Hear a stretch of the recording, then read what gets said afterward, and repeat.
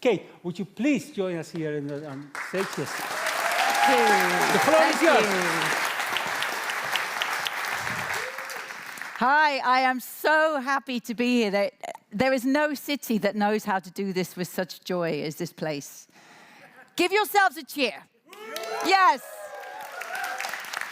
So, I am going to tell you about the international story that you guys kicked off. Right, so let's start with the donut, our friend. The goal, leave no one in the hole, falling short on the essentials of life, but don't overshoot Earth's limits. We need to learn to thrive. Show me. 20th century goal was endless growth. Show me endless growth. You say, bye-bye. And then show me this, thriving. Oh, you look gorgeous. Right? And it's like a heartbeat. We know it in our bodies. It's about balance. And this is the shape of 21st century progress. And the problem is we are so far from that right now. Billions of people worldwide falling short in the essentials of life, massively overshooting planetary boundaries. So this is the story we have to turn around at every scale of the world. And I'm going to say, we're so proud. This has just been published in the top science journal, Nature. We are credible, people. Yeah, that's all of our work has been published together, right? We're all behind this. And this donut is 13 years old. It's a teenager. Be ready, parents, it's a teenager. This is when it gets tricky and emotional. You ain't seen nothing yet. You've got a teenager on your hands. You show the world what the teenager can do. So, we have a story to turn around here. What happens when people in a place actually say, you know what? We're going to do this. We're actually going to do this. And the first city in the world, yeah, it was right here. Actually, thanks to Marieke van Donink in the city council saying, I'm going to take this and put it at the heart of Amsterdam's circularity strategy because this just makes sense. That was launched in April 2020 at the height of your city's COVID infection. The highest COVID infection rate was April 2020, just when the city council launched this, saying we know that we will one day emerge from this emergency, so who do we want to become next? 6 weeks later, the City Council of Copenhagen, wanting to be as cool as you, voted with a massive majority and said, well, we're going to now explore what it might mean for Copenhagen to live in the donut. And then along comes Brussels and then Barcelona. And I literally think, is this going to be alphabetical? But no, there was a sudden outbreak. Yeah, oh, you hear that sound? Yeah, you were surprised. You know, journalists still say to me, oh, the donut, oh, they're doing that in Amsterdam. I say, and then some. Look what's happened. And these are all governments, right? This is all local governments around the world that have publicly put the donut at the heart of their strategy. They've turned it into their vision, in their processes. And there's another 50 that haven't quite gone public yet, that they're experimenting with it. So there's more all around the world. I'm just going to show you a few places that are actually putting this into practice. So Barcelona, they took the donut, they unrolled it, then they gathered the data, they rolled it back up again. Yeah, I admire any city that publishes this visual because this is not pretty data. This is your dirty laundry. These are the people who are falling short. This is how we're in overshoot. This is the story we're going to eliminate. We're going to turn this around. The donut is almost a do not. Do not leave anyone in the hole. Do not overshoot Earth's limits. So cities like Barcelona, some of Europe's biggest, coolest cities are doing this. Ipoh in Malaysia. They're not Kuala Lumpur. They say, we're a small, medium city in a middle-income country. We want to be the first city in Asia that gets into the donut. And this is going to be our identity. So now what they're doing in Malaysia and how they're doing it, how culturally they're introducing it and playing with it, is inspiring other cities and places in their own country and around, just like you did here in Europe. Grenoble in France, doing fabulous things, taking inspiration from you. They said a child born in 2022, when they're 18 in 2040, they should be living in a city well onto the donut. So it's giving them that long-term vision. So we've got cities all around the world taking inspiration from this. And if you really want to look and see what's happening, my brilliant colleague, Lenora Gracheva, she summed it all up in this report. And it's not us saying how to do it. It's Deal saying, how are you doing it? We're learning from cities around the world all the different ways of getting started and connecting them and matchmaking them so that they can learn from those most like themselves. But then also, there are amazing coalitions. And yeah, once again, where was the first one? Right here in this city, the Amsterdam Doughnut Coalition.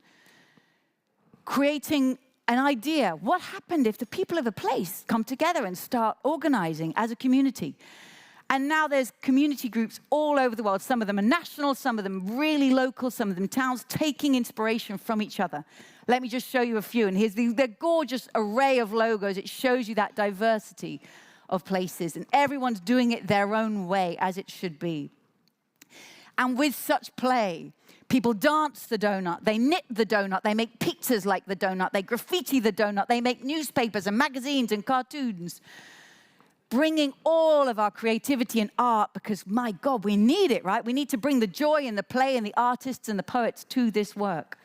So it's happening in Melbourne. Melbourne's a place, they had wildfires, then they had COVID, then they had wildfires, and the people said, we just have to find something that we're for, and they adopted the donut and put it at the heart of Regen Melbourne. And you see there a picture of people swimming in the Yarra River. Sorry, that is Photoshop, because it's a vision. It's not happening yet, but it's their vision of a future city that they want to have. That's how they'll know that Melbourne's thriving, when they can actually swim in the river. Places like Ladywood in Birmingham, I was there 2 days ago. Amazing community level, street by street organizing. Just bringing everybody together. What does it mean to knock on someone's door and tell them about this work and show that everybody can and should be involved in this? And then also universities. The University of Lausanne said, we're going to adopt the donut and put it at the heart of our strategy for the future of the university. I mean, they kind of had to, right? I mean, they were asking from the way, but they made a citizens' assembly of the residents and the staff of the university, and they came up with new policies and how they're going to build and how they're going to renovate. So using it in an institution too. So many people and places are using it. Fantastic, the hype. But then, as Doughnut said, there's a dip, or you can run into barriers. You run into barriers because of budgets and crises and election cycles, and all sorts of things get in the way. And then there's some more barriers that you run into. They just, stop us. What happens when we feel like we're getting stopped? And when the journalist calls up and said, yeah, I get calls all the time. Hi, yeah, I'd like to go to a place that's living in the donut. Where shall I go? And they say, show me the visible results. Like, show me what you've done. Show me. Where is it? Actually, sometimes when things get really serious in a place, there's not a lot to see. It goes inside. It goes internal. It goes into the processes. It goes into the policies. It's not visible on the streets immediately. They say, well, how do you know this new economy is going to work? I mean, prove to me it's actually going to work. Like, we didn't know the old one is not working. So the onus of proof being on those who are actually innovating and inventive. No, you need to prove it before I'll come with you. And why is this taking so long? So how do we respond when this comes, this energy comes? Oh, you've had 5 whole years. Haven't you transformed the world yet? So I'm going to give you some quotes from history, from people who've done this kind of work, to give us that inspiration, to carry us through that pressure. Because this is not the first time that people have tried to change the world. Back in the 1940s, in a little Swiss village, Milton Friedman, the bad boy of neoliberalism, and his friend Friedrich Hayek and others in the gang, they got together and they said, we're going to change the economic paradigm. They had a dream. They wanted to bring about the neoliberal paradigm. It was their dream. They won. Damn, they won.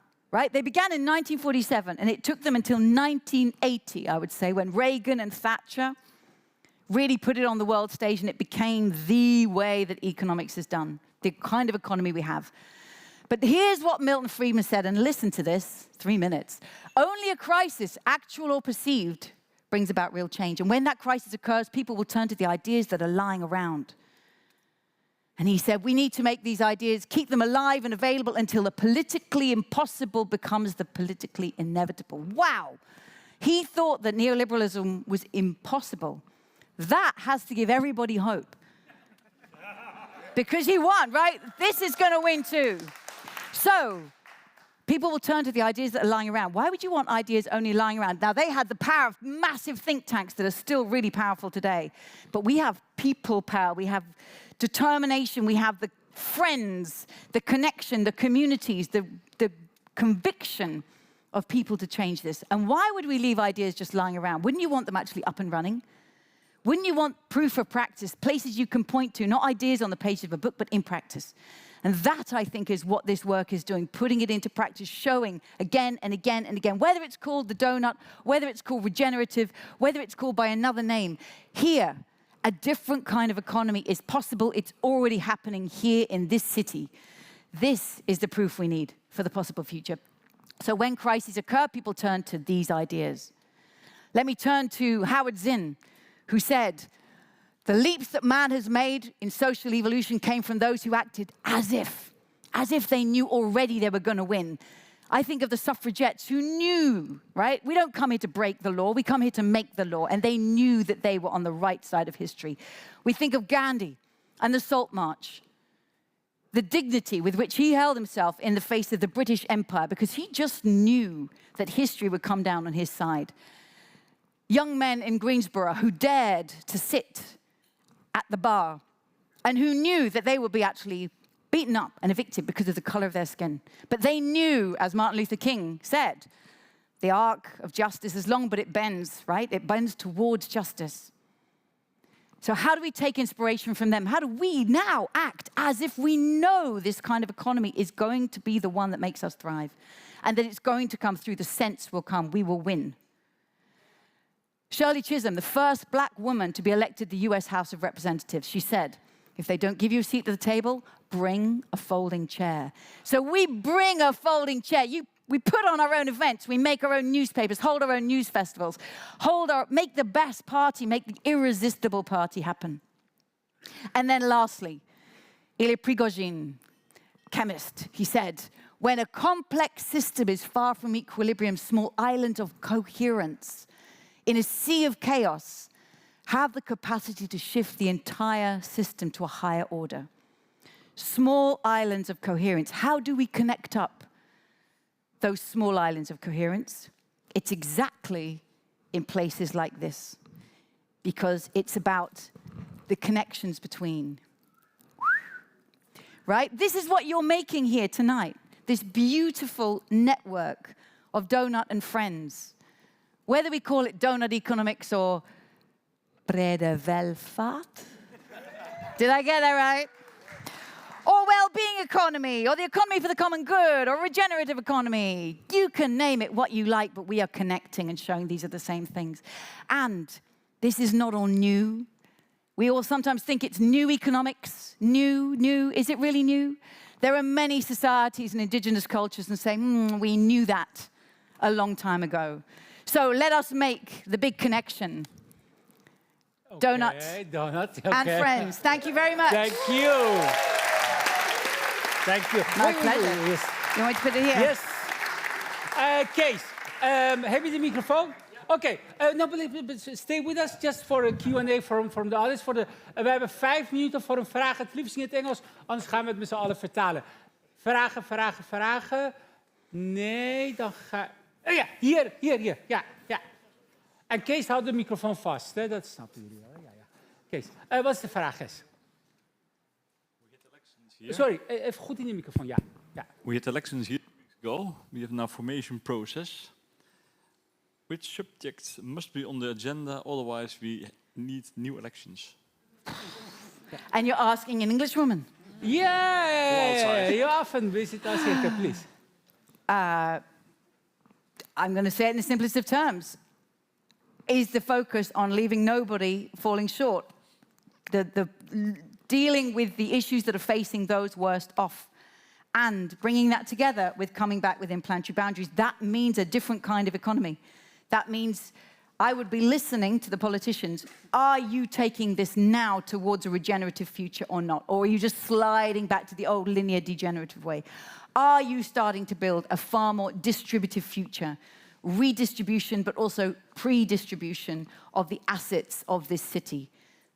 If they can't come up with an agenda that actually begins to build on the work that's been going on here for years and supercharge it, that's not a government that's fit for this city at this moment. Cool, thank you. Nog één vraag. Nee. Okay, over there, yes, over there. Yeah, Kees. How am I doing? Coming places like this totally supercharges me, and I love telling people about. And somebody just said to me, you know, the work here, it's been a hype, it's been in a dip. Now it's like the long term and committed, and it's sturdy, and it feels really good to come here and see this work continuing, and it's sturdy, and it's grounded, and it's connecting, and I can't wait to take that and tell others. Cool, thank you. We hebben nog ruimte voor nog één vraag. Ja, die persoon. Steek je hand op, dan kan Kees het zien. Ja, hij komt naar je toe. Ja. Ja, wacht even, goed in de microfoon, graag, ja. Do you see yourself as a person who changing the system from within the system or from outside the system? I see myself as a person changing the system from inside a donut. No, I'm joking, but within the system or outside, playing with the edges of the system. It's not a revolution from the outside, but it's bringing in funny language like donut. So it's not working with the language as it always was. I think that what I hear time and again from different places is that the language of Doughnut Economics, it's not framed in the isms of the 20th century. Is it capitalism? Is it socialism? It's framed differently, which I'm told again and again means that it can actually go further in a conversation and go further into institutions and take more radically transformative ideas deeper into institutions than if it was labeled in a different way, if it was framed another way. So we're playing with the system, going inside the system and demonstrating from within that a different economy is possible. Oké. We hebben nog één laatste korte hier. Ja. Of nee, hij is iets dichterbij. Ja, sorry. Ja, die persoon. Ja, nee, hij houdt hem vast. Ja. Dus kom maar op met een korte, compacte vraag. Yes, dankjewel, Kees. Ja, vertel eens. Wait, does this work? Perfect. There's been a bit of a debate between which is the higher priority, the environmental and staying within the planetary boundaries, or the social foundation, and seems to be a shift now towards the social foundations in order for us to thrive and actually stop the planetary boundaries from breaching even more and regressing them. Do you think that is indeed the priority? I think it's a false split. People of Iran right now are praying for rain. They haven't had rain for so long.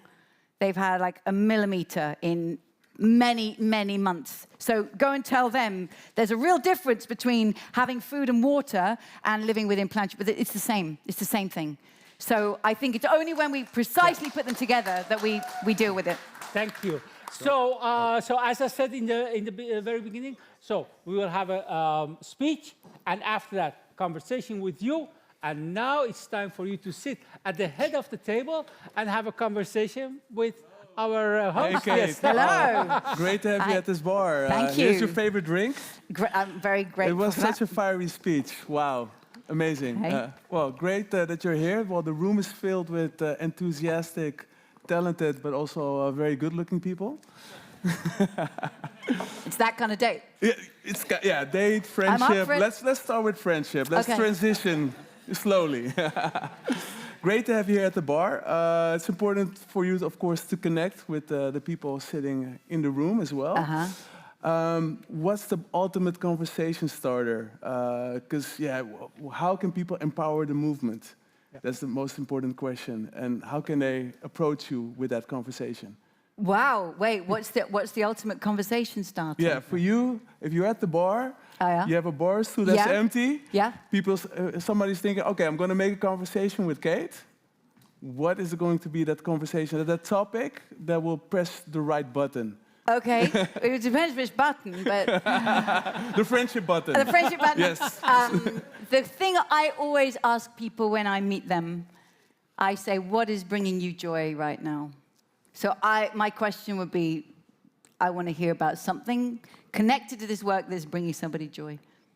All right. Because when you ask someone that, you cut the crap of what do you do, what da-da-da. It's like, oh, and they often say, oh, actually it's music, or I'm learning a language, or and you just go straight to what really matters in someone, and you get fantastic conversations.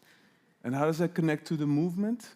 Because if we're going to do this, if we're going to win, and if we're going to keep showing up year after year after year, there has to be joy here. 100%. And this, I mean, the way 100%. this room is so joyful. Dankjewel, Jeremy. Thank you. Thank you, Thank Kate. you. Kate.